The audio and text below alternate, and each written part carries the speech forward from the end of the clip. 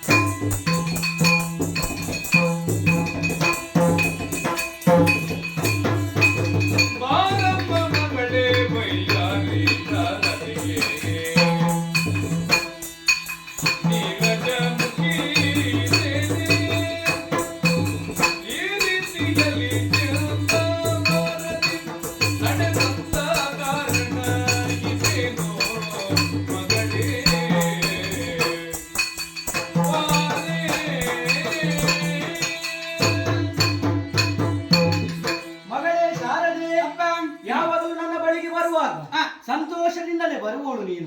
ಆದ್ರೆ ಇಂದು ಹಾಗಲ್ಲ. ಯಾವುದೋ ಒಂದು ಚಿಂತೆಯಿಂದ ಬಂದೇ ಅಲ್ಲ, ಯಾವುದಕ್ಕೂ ಕೊರತೆಯನ್ನು ಮಾಡಿದವನು ನಾನಲ್ಲ. ಏನಾಯ್ತು ಮಗಳೇ, ನನ್ನಲ್ಲಿ ಹೇಳಬಾರದು. ಜನಿಸಿದರಿಗೆ ಉದ್ಯೋಗ ಭೂಷಣವು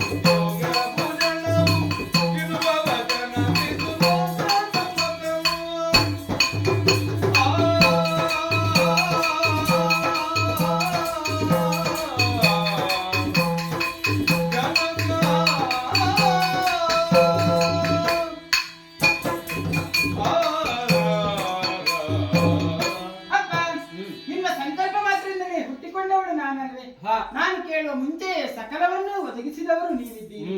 ಕುಳಿತುಕೊಳ್ಳಲು ಶಾರದಾ ಮಂಟಪವೂ ಇದೆ, ನುಡಿಸಲು ಕಚ್ಚಪಿ ಎಂಬ ವೀಣೆಯೂ ಇದೆ. ಅಪ್ಪ, ನೀವು ನೀಡಿದಂತಹ ಸಕಲವು ನನ್ನ ಜೊತೆಯಲ್ಲಿದ್ದರೂ ಕೂಡ ಯಾಕೋ ಮನಸ್ಸಿನ ಮೂಲೆಯಲ್ಲಿ ಬೇಸರ ಮೂಡಿಕೊಳ್ಳುತ್ತಾ ಇದೆಯಪ್ಪ. ಅದಕ್ಕೆ ಕಾರಣ ಏನು? ನೀವು ಸೃಷ್ಟಿ ಮಾಡಿದಂತಹ ಪ್ರತಿಯೊಂದು ಜೀವರಾಶಿಗಳಿಗೂ ಅದರದೇ ಆದ ಉದ್ಯೋಗವನ್ನು ನೀವೇ ಕಲ್ಪಿಸಿದವರಿದ್ದೀರಿ.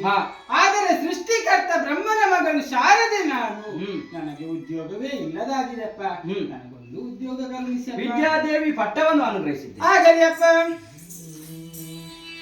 ಭಾವದೆಲೆಯಲ್ಲಿ ಶಾರದೆ